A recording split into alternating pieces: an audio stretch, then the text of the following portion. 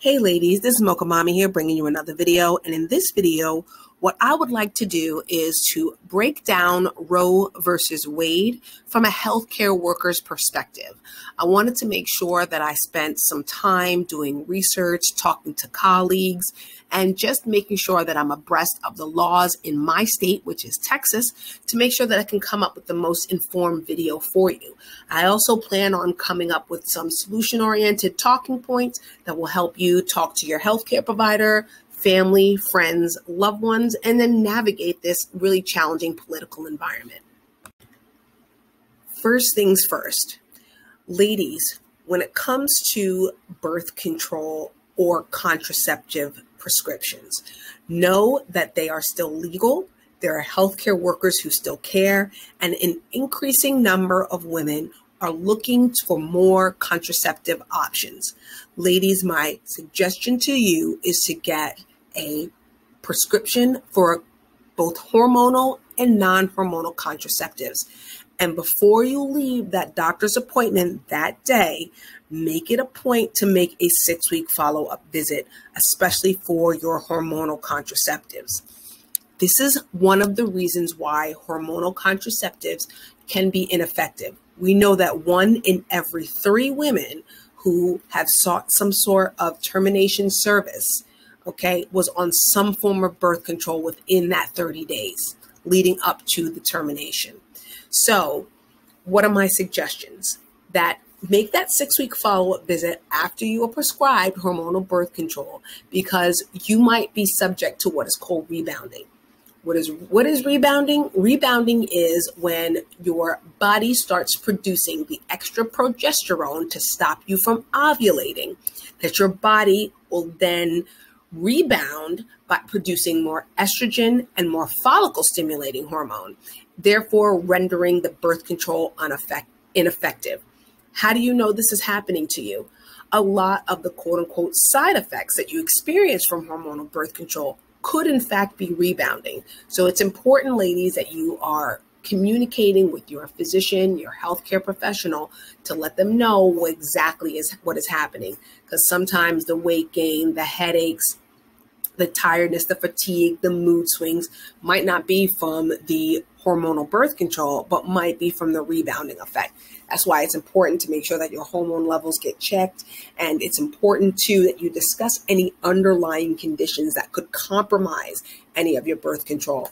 Any kind of inflammatory condition, from things like keloids to eczema and psoriasis, could affect implanted devices like pills, like patches, rings, and implanted in subdermal implanted devices like Nexplanon. Okay, so you want to make sure that you're aware of your family history. Also, make sure you're aware of your family history with uterine inflammatory conditions, things like fibroids, things like cysts, things like any kind of abnormal pap smears you may have had in the past due to any kind of genetic conditions. Also, things like PCOS and endometriosis can make you subject to maybe birth control not being as effective for you. So make sure that you know your family history and your own personal history when it comes to birth control.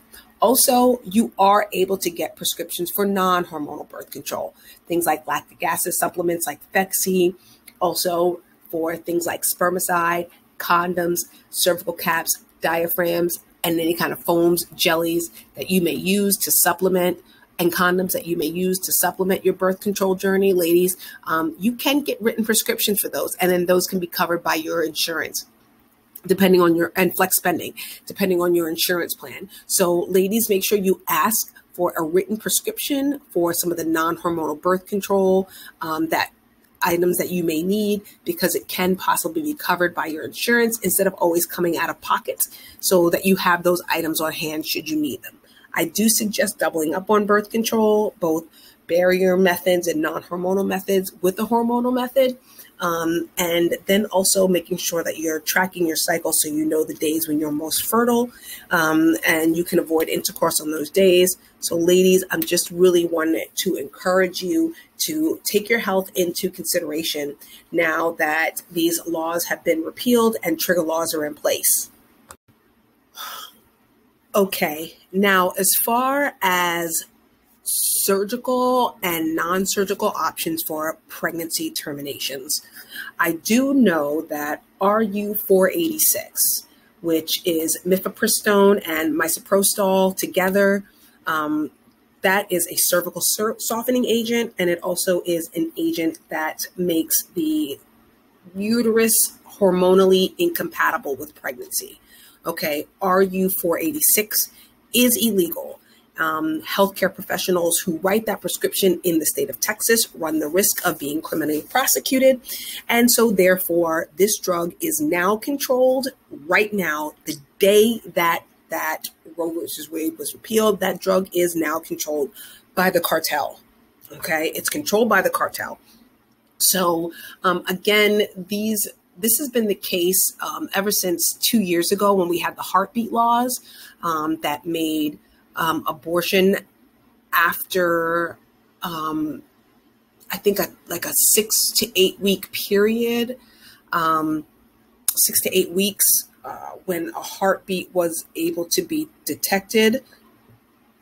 I think that's when the cartel started controlling a lot of our access to these drugs. So again, my concern is for the safety of Black women, knowing that these drugs are available in the Black market, their safety, their efficacy, because again, the cartel also controls fentanyl, and we've seen a lot of deadly cases from that.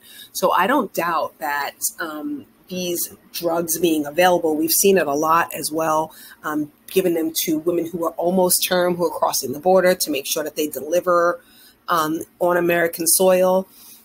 We've seen a lot of stillbirths as a result, a lot of uterine hemorrhage as a result, a lot of cervical incontinence, so that women were not able to conceive in the future as a result of these cartel-controlled drugs. So ladies, just be very careful. Also be very careful of American doctors who are overseas writing this prescription. A lot of times these are cheap Chinese knockoffs. They're not getting them from the American manufacturers that have been FDA approved. They're cheap Chinese knockoffs, and it can cause some of the same side effects. So ladies, I'm not telling you what to do, but just be aware that when these drugs are illegally controlled and when we're getting a lot of cheap foreign imitations of a lot of American-made drugs, that safety and efficacy become a factor. So make sure that you're aware of that. Now, at this point, right now, Plan B is still legal in all 50 states. Okay, so right now, there is a lot of misinformation. They think that mifepristone, that element where it makes the uterine environment unhealthy or unfit for embryos or zygotes, they think that that element might be present in Plan B. Well, that has yet to be proven. What Plan B actually is emergency contraceptive. Most Plan B and its accompanying drug class is emergency contraceptive. So imagine like your normal everyday birth control is Clark Kent, but Plan B is Superman. So therefore it doesn't have any one of those elements, but currently right now that is under investigation by a lot of state drug administrations, not by the Federal Drug Administration, to find out if Plan B will be taken off the market in certain states. Currently it is not. It is classified as an emergency contraceptive, meaning it is the same active ingredient in birth control. Again, ladies, these things are going to be vary state to state, and I will keep you updated as the information becomes available. So ladies, just know that there's a lot of misinformation about what Plan B actually does. Now, what is illegal is hoarding Plan B, buying a whole bunch of it, and then redistributing it. Whether you're redistributing it for a cost, like as in selling it, or redistributing it by giving it to a friend when that friend did not get that Plan B and show his or her ID to obtain it, okay? So Plan B is not for distribution by non-licensed healthcare professionals. It is still legal to obtain in emergency rooms, in pharmacies, and doctors' offices all around the country in all 50 states, but it cannot be redistributed. Okay, that is what's illegal about Plan B. And that is illegal in all 50 states. It can only be administered by a licensed healthcare provider. So if you're buying it for a minor is the only time when it is legal for it to be distributed. And then that person has to be a parent or guardian to that minor. But all other times, Plan B is still legal in all 50 states. And it is emergency contraceptive. It is not any sort of RU 486 element. Now, as far as contraceptives not being available, I highly doubt it. The reason why I highly doubt it is because the pharmaceutical industry has an incredibly strong hold on the American government. The pharmaceutical industry is one of the most powerful lobbies, and I really don't think that they would outlaw any kinds of medications that are being used by a huge percentage of the population that is a huge moneymaker for them. I don't really see contraceptives being banned across all 50 states. I don't see it being not widely available, considering there are entire businesses and a huge arm of the pharmaceutical industry is in contraceptive care, and how many women voters, women's rights activists would possibly get into bed with big pharma. And that's the last thing that the government really needs. So I just don't think that contraceptive will be outlawed, especially knowing how many prescriptions that the average American is taking. I really think that the pharmaceutical lobby is very, very powerful. And I just don't see contraceptives not being available. My biggest concern when it comes to the overturning of Roe versus Wade, of course, is patient privacy. That was one of the many parts of the law that had been struck down that many people were not aware of. So just the fact that our healthcare information can be used for discriminatory hiring practices, for denying people life or health insurance coverage, for things like perhaps marginalizing people even further or kicking them out of clinical drug trials just because we now have access to their private health information. I really do think that that's one of the biggest shocks and one of the biggest obstacles of Roe versus Wade. Now, I definitely think that certain governors, certain state senators, maybe even certain mayors of certain places can make things like RU 486 legal again, and also to make the procedures legal. But the turning over of our patient privacy is, in my opinion, an issue that affects all of us, men and women. So that's why I definitely think that there needs to be more male activism on this issue because of the patient privacy laws that are now at risk. So I do have an article on patient privacy laws in the description box below. And ladies, just make sure you're keeping abreast of the patient privacy laws in your state, because it's really highly incentivized for us to get healthy more so now than ever before. But make sure that you're aware of the patient privacy laws in your state and what your individual rights are. I do wish I had more information for you ladies, but currently right now, as the laws are still changing, there's really not much I can give you. I wanted to make a well-informed, well-researched video, and this is right now all that's available. Remember, this law hasn't even been in effect for 90 days. So again, I will make sure I keep you ladies informed, but make sure that you're an advocate for your own health and well-being.